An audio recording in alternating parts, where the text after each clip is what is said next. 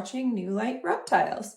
This here is my friend Maynard, and today we are going to be talking about how to obtain a pet reptile. So if you're considering getting a new pet reptile, there's several different options as far as where to buy one. Some of these options would include chain pet stores, local pet stores, breeders, reptile expos, and rescues. Today I want to touch on all of those and then discuss what I believe is the best option and why. All right, starting off with a large chain pet store, something like a PetSmart or a Petco is an option of a place where you can get a pet reptile. You might be a little bit limited on the types of species that you see, but you're bound to see like your typical species such as a ball python or a bearded dragon or a leopard gecko. And I have even personally purchased one of my first reptiles a long time ago at a PetSmart.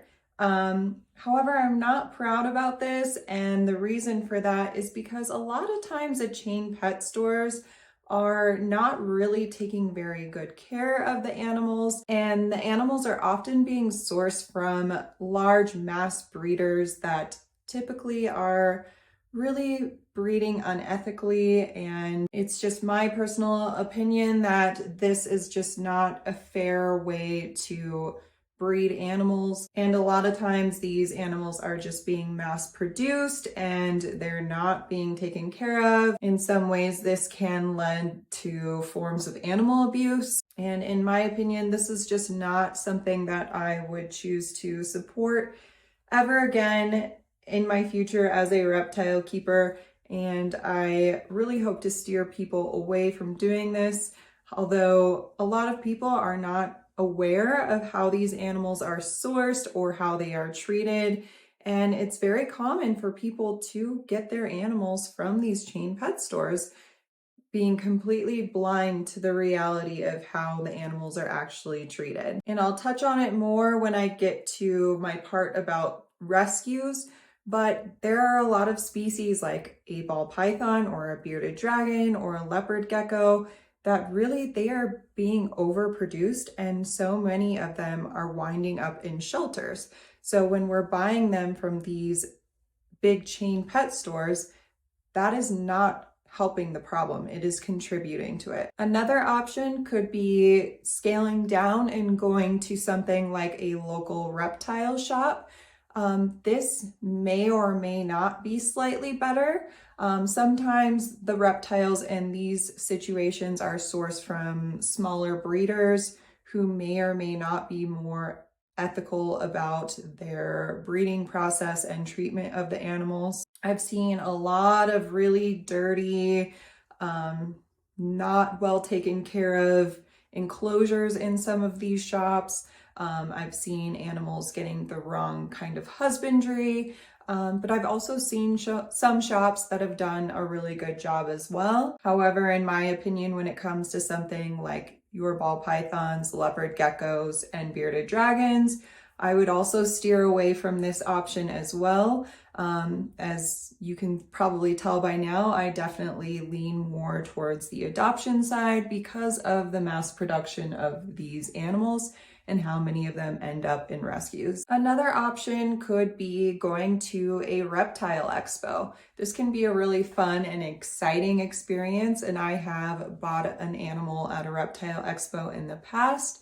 However, if you go to one, you'll probably notice tons and tons and tons of ball pythons, leopard geckos, bearded dragons, crested geckos. That usually tends to be the mass majority of animals you'll see at an expo. In fact, it's usually oversaturated with these guys. And there will be so many different crazy cool morphs that you see of different ball pythons and other species, which can be really, really exciting.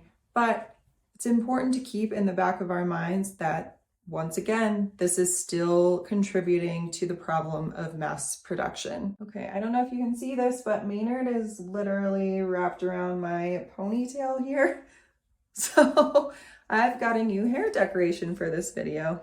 All right. I will say, however, I have met some really, really great small breeders at reptile expos, and oftentimes they're doing a great job of taking care of the animals and providing great information and advice about the animals as well. And I can understand maybe wanting a certain unique morph or a unique species. So no, I'm sorry, this is probably really distracting, but he's having fun, so I'm gonna let him do it. So no, I'm not totally against this idea. However, as a person who is on the board of a local reptile rescue, and I do a lot of the animal care there, I see a lot of intakes that are repetitively certain species, as I've mentioned over and over again in this video, your ball pythons, your leopard geckos, your bearded dragons. They are just coming in right and left to reptile rescues. Now, with that being said, in my opinion, your best option is to go to a reptile rescue. Usually a reptile rescue as well is going to be advocating for the best overall proper husbandry. I know the rescue that I work for, we always are there to give advice for the life of your animal as well. Each of the animals in our care are given proper husbandry and are given a quarantine period as well to make sure they are in proper health before they are adopted out. If you're going through a breeder or a chain pet store, it's a very high probability that you might even get a sick animal because these are just dollar signs for the breeders or the corporations. So they may not really care whether or not you're purchasing a sick animal. Also, when you're shopping from a pet shop or a breeder, you're likely going to be purchasing a baby or a juvenile. I've seen as a plus to adopting is you're likely going to be adopting an adult and a slightly more established creature. For instance, Maynard, he came from a rescue. He was already eating and transitioned over to frozen thawed. I knew exactly the size that he was going to be. I've also rescued an adult bearded dragon. She also was eating great. I did have to train her a little bit more to be handled as she didn't have a lot of human experience, but she was slightly more established than, say, a juvenile bearded dragon who's going to be much more fidgety and flighty. And honestly, I just feel like adult reptiles are just a lot easier to take care of than babies. So when it comes to these animals, hi buddy, that I've mentioned over and over again, the ball pythons, the bearded dragons, the leopard geckos that we constantly see in our reptile rescues, I think a large part of this is because they're easy to breed. And so a lot of them are seen at your expos and pet stores. They're also highly recommended as beginner creatures, which in my opinion, I don't love that term. I feel like there's really no such thing as a beginner reptile. They all have such huge requirements in order to survive. And really, before you acquire any species, you should be putting in plenty of research and knowing exactly what they need before bringing one home. But because they are marketed this way, a lot of people don't know what they're signing up for. So they bring home a baby ball python that they found at an expo. And before you know it, in a few years, they're 4 feet long. They're having issues shedding, maybe they're not eating well, etc., etc. And then it just becomes so much more than that person initially signed up for. And then they are looking to rehome the animal, and these guys are winding up right and left in reptile rescues. Maynard here, for example, was actually found in a trash bag, almost completely skin and bones. He was starving. He was covered in bruises because his former owner decided they didn't want him anymore. So they threw him in a trash bag. And stories like this really are not uncommon, especially for reptiles, because unlike a cat or a dog, they're seen as slightly more disposable or just not as important as a cat or a dog is. So in my opinion, if you're going to take anything from this video, it would just be my recommendation that if you are wanting a pet reptile, check out your local rescues first. Not only are you going to get an amazing animal that is well established and in desperate need of a home, but you're also going to be not supporting an industry that is becoming incredibly oversaturated.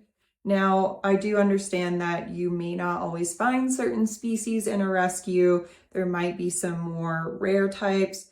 I do have a couple species myself that I really wanted to keep that I did not get from a rescue, and I purchased from small breeders that I got to know and research first. This may seem like more of a heavily opinionated video, however, I do really feel, especially with it being my passion to advocate for these guys, that we really do consider the option of rescue. I promise you won't be disappointed. You'll be supporting a good thing. And my rescue reptiles are literally one of the best things I've ever done. I mean, this guy right here, he's been through hell and back, and he is the sweetest snake I've ever met. But with all that being said, that's it for today, guys. Hopefully this is just a little bit of food for thought for you all. If you guys have questions or want to voice your own opinions in the comments, please do. I'd love to hear them. And until next week, happy reptile keeping. I'll see you guys soon.